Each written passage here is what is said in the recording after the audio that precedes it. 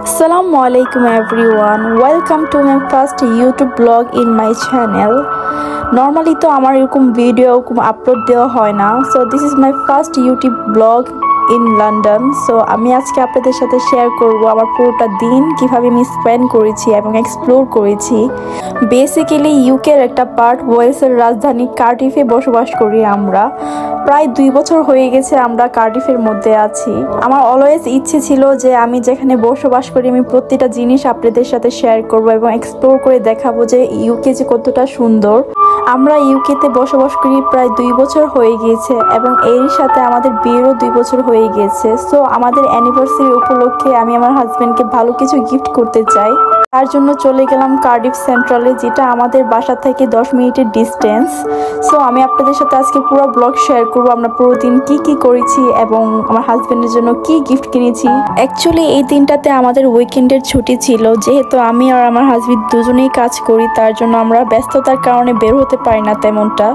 So আমরা সপ্তাহে 2-3 দিন ছুটি পাই, ওই দিনটাতে আমরা আমাদের সকল কাজ শেষ করার ট্রাই করি। তার জন্য রেডি হয়ে রওনা দিলাম কার্ডিফ সেন্ট্রালের উদ্দেশ্যে। সো এই রাস্তাগুলো যে দেখতে পারতেছেন, এটা হচ্ছে আমাদের বাসার আশেপাশের রাস্তা, যেটা অনেক বেশি সুন্দর। যেহেতু আমরা ট্রেনে যাব, তার জন্য আমরা ট্রেন স্টেশন চলে আসলাম। এখানে এসে আমার হাজবেন্ড টিকিট কাটলো। এখানে সবাই অনলাইনে টিকিট কাটে এবং এই টিকিট ইউজ করে সবাই ট্রেনে যাতায়াত করে। যেহেতু আমাদের ট্রেন লেট হয়ে যাচ্ছে, আমরা অলরেডি অনেক লেট করে ফেলেছি, তার জন্য তাড়াহুড়ো করে আমরা বের হলাম ট্রেনের উদ্দেশ্যে। যদি আমরা আরেকটু লেট করতাম তাহলে আমরা আমাদের ট্রেন মিস করে ফেলতাম, তার জন্য আমরা তাড়াহুড়ো করে যাচ্ছিলাম ট্রেনে ওঠার জন্য। যাক, ফাইনালি আমরা ট্রেনে উঠে পড়লাম, আমাদের লেট হলো না। ট্রেনে উঠেই আমরা সিট খুঁজতেছিলাম যে কোথায় বসবো। এখানে সব ওপেন সিট, আপনি যে কোনো জায়গায় বসতে পারেন, এখানে কোনো স্পেসিফিক নাম্বার নেই যে আপনি এখানেই বসতে হবে।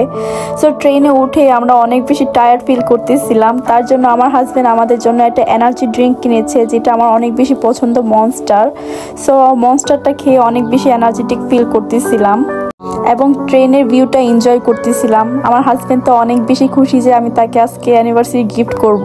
ট্রেন থেকে নেমে আমরা চলে যাচ্ছি কার্ডিফ শপিং মলে এবং রেল স্টেশনে এত মানুষ, বাট আমার দেখতে অনেক বেশি ভালো লাগতেছিল। সবাই যাতায়াত করতেছে, সবাই যাচ্ছেন যার কাজে, দেখতে অনেক বেশি ভালো লাগতেছিল পরিবেশটা। এবং আমার আশেপাশে সবকিছু দেখতে এতটা সুন্দর, এতটা পরিপাটি যে কোনো মানুষের মন ভালো হয়ে যাবে এই কোন জায়গায় এসে।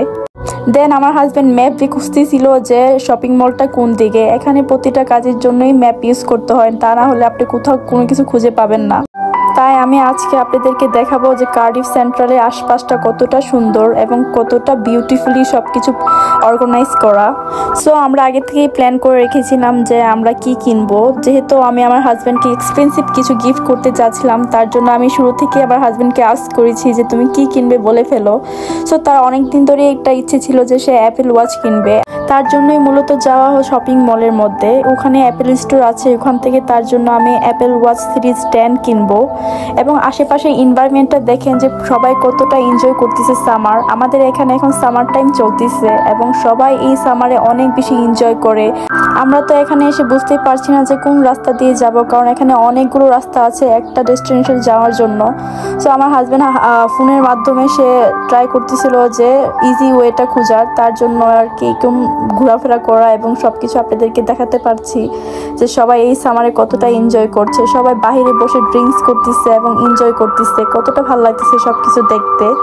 দেন আমরা এখান থেকে মুভ করলাম অন্য একটা জায়গায়, যেখানে থেকে শপিং মলের ডিস্টেন্স প্রায় 5 মিনিটসের। সো আমি আপনাদেরকে ঘুরে ঘুরে দেখাচ্ছি সবকিছু। কার্ডিফের এই জিনিসগুলো আমার অনেক বেশি ভালো লাগে যে সবাই ওপেন স্পেসে বসে অনেক বেশি হ্যাং আউট করে, যেটা অনেক বেশি অ্যাস্থেটিক লাগে আমার কাছে। যেহেতু অনেক দিন পরে বের হয়েছি, তার জন্য সবকিছু ঘুরে ঘুরে দেখতেছিলাম এবং আপনাদের জন্য ভিডিও শুট করতেছিলাম যাতে আপনাদেরকে দেখাতে পারি। এবং এখানে বসে একটা কফি খেয়ে নিলাম, যেহেতু অনেক দিন পরে আসলাম। কার্ডিফ সেন্ট্রালে আমার অনেকবারই আসা হয়েছে, যতবারই আসে আমি অনেক বেশি এনজয় করি, কারণ এখানে পরিবেশটা এত বেশি ভালো লাগে। এক এক সময় এক এক রকম পরিবেশ দেখতে পাবেন আপনারা। এবং আমি রেগুলার যেহেতু আপনাদের সাথে ব্লগ আপলোড করব, এখন থেকে আপনাদেরকে প্রতিটা জিনিস ঘুরে ঘুরে দেখাবো যে লন্ডনের জিনিসগুলো কতটা সুন্দর। এবং আপনারাও চাইলে এখানে আসতে পারেন এবং এনজয় করতে পারেন, এই জিনিসগুলো এক্সপ্লোর করতে পারেন। যেহেতু আমি আর আমার হাজব্যান্ড দুজনই ঘোরাঘুরি অনেক বেশি পছন্দ করি, সো আপনাদের সাথে আমাদের সব ব্লগ অবশ্যই আপলোড করব এবং শেয়ার করব আপনাদের সাথে। দেন আমরা এই তো শপিং মলে চলে আসলাম। এটা হচ্ছে কার্ডিফের সবচেয়ে বড় শপিং মল। এখানে সবাই শপিং করতে আসে। আমার কাছে এই শপিং মলটা অনেক বেশি ভালো লাগে। সো আমি তো শপিং মলে এসে অনেক বেশি এক্সাইটেড, আমার থেকে বেশি আমার হাজব্যান্ড এক্সাইটেড। সো ঢোকার পরই দেখলাম এখানে ডায়মন্ডের অনেক অ্যাক্সেসরিজ রয়েছে। এগুলো দেখে তো আমি অনেক বেশি হ্যাপি হয়ে গেলাম এবং আমি আমার হাজব্যান্ডকে বলতেছিলাম যে আমাকে কবে গিফট করবে। সে বলতেছিল ভেরি সুন গিফট করবে, বাট এখানে যে ডায়মন্ডগুলো রয়েছে অনেক বেশি এক্সপেন্সিভ, যেটা আমার পক্ষে এখন নেওয়া তো পসিবল না। সো আমরা এদিক দিয়ে যাচ্ছিলাম, এখানে পারফিউমের একটা শপ রয়েছে। সো এই ভাইয়াটা আমাদেরকে পারফিউম দেখাচ্ছিল যে পারফিউমের স্মেল অনেক সুন্দর, আপনারা বাই করবেন কিনা। সো আমরা যেহেতু এখন পারফিউম কিনবো না, সো আমরা দেখলাম এবং দেখে চলে গেলাম অ্যাপেল স্টোরের উদ্দেশ্যে। সো আমরা লিফটে উঠে গেলাম। দোতলার মধ্যে রয়েছে অ্যাপেল স্টোর। আমার কাছে এই শপিং মলটা অনেক বেশি ভালো লাগে। অনেক মানুষই এখানে শপিং করতে আসে যারা কার্ডিফ বসবাস করে, এবং কার্ডিফের বাহির থেকেও অনেক মানুষ আসে এখানে শপিং করার জন্য। সো ফাইনালি আমরা চলে আসলাম আমাদের অ্যাপেল স্টোরে এখানে। সো আমি তো অনেক বেশি এক্সাইটেড, আর সাথে আমার হাজব্যান্ড তো আমার থেকে বেশি এক্সাইটেড, কারণ সে অনেক দিন থেকে ডিসাইড করে রেখেছিল সে কোন ওয়াচটা নেবে। তার জন্য আমাদের ডিসাইড করতে এরকম প্রবলেম হয়নি। সো ফাইনালি আমরা অ্যাপেল স্টোরে ঢুকে পড়লাম এবং ঢুকেই সব কিছু ঘুরে ঘুরে দেখতেছিলাম। এর আগেও আমাদের অ্যাপেল স্টোরে আসা হয়েছে, বিকজ আমার হাজব্যান্ড আমাকে এখান থেকে একটা আইফোন 16 Pro Max গিফট করেছিল। সো ফাইনালি আবার চলে আসলাম আমার হাজব্যান্ডের জন্য অ্যাপেল ওয়াচ কিনতে। ইনশাল্লাহ ইন ফিউচার আমার হাজব্যান্ডের জন্য ম্যাকবুক কেনার জন্য আবারও যাব।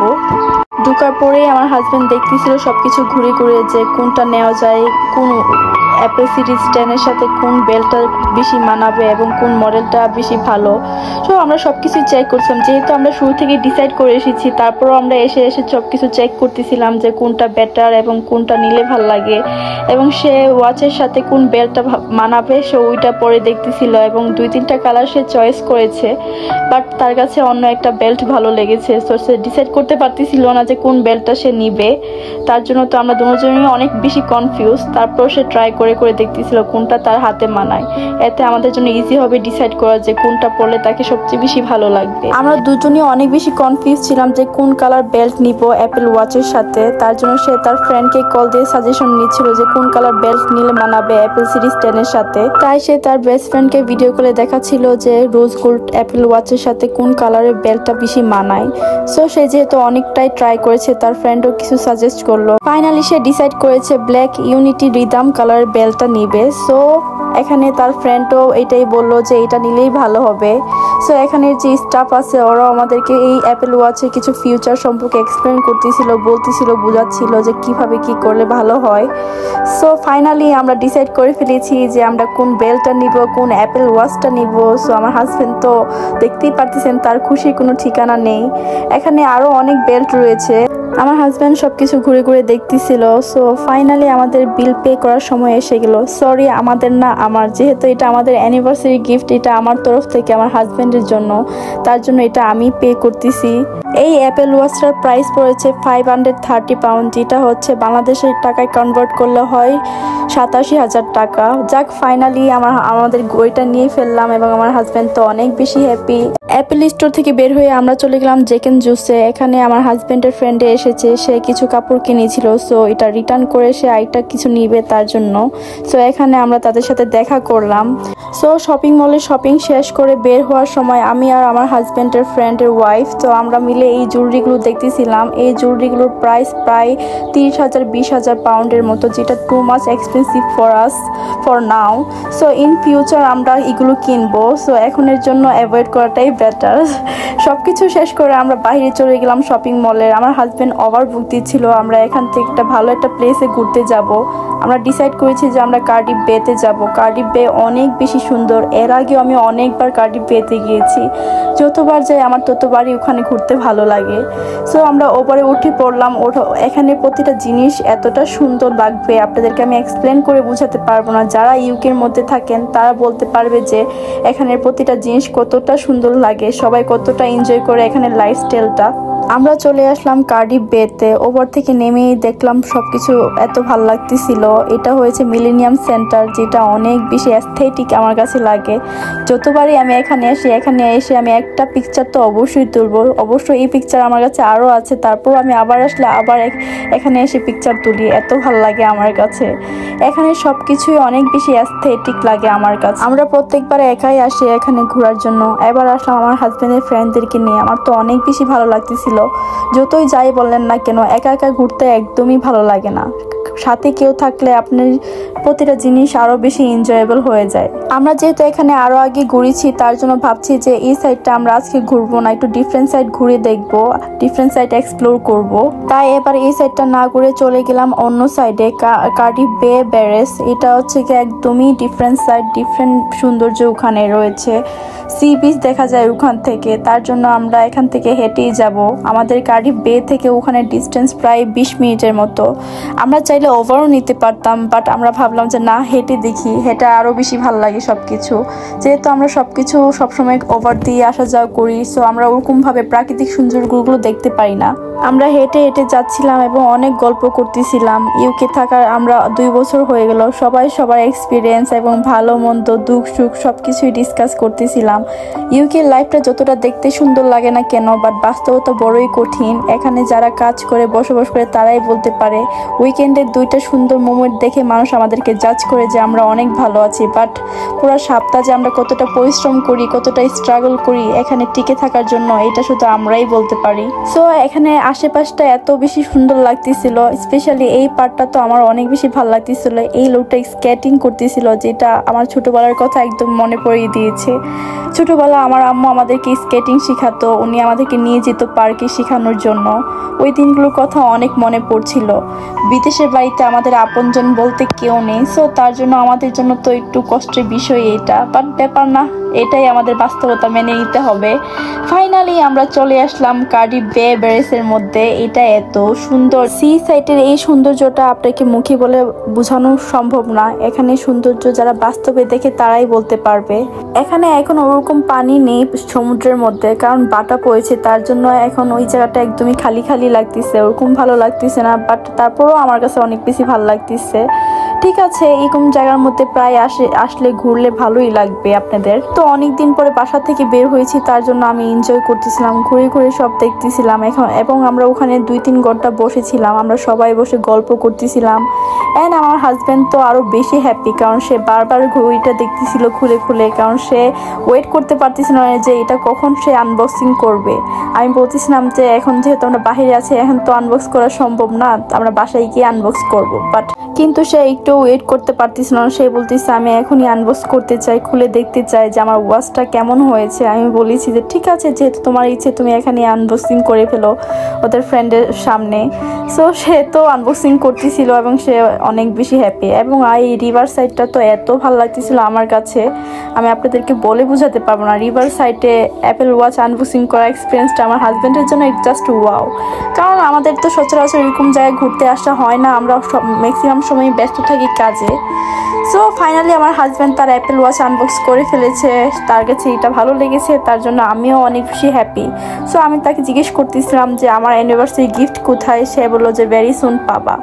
তারপর আমি শুরুতে যখন দেখছিলাম যে এই কুকুরটা রিভারের মধ্যে আছে, আমি তো ভয় পেয়ে গিয়েছিলাম। আমি ভাবছি মনে হয় সে ডুবে যাচ্ছে, বাট পরে দেখলাম যে না, এটা হচ্ছে গিয়ে সে শাওয়ার নিচ্ছিল রিভারের মধ্যে। যেহেতু এখন সামার টাইম, এখানে মানুষরা গরম একদমই সহ্য করতে পারে না। আর এখানে সকল ব্রিটিশদের সঙ্গে হচ্ছে কুকুর, তারা তাদের কুকুরকে অনেক বেশি ভালোবাসে, যেটা অনেক বেশি ভালো লেগেছে আমার কাছে। আমরা হাঁটতে হাঁটতে অনেক দূর চলে এসেছি, এখান থেকে ব্যাক করতে আবার অনেক সময় লাগবে। তারপর আমার মনটা চাচ্ছে যে আমি এখানে বসে এই ভিউটা এনজয় করি, আমার বাসায় যেতে একদমই ইচ্ছে করতেছে না।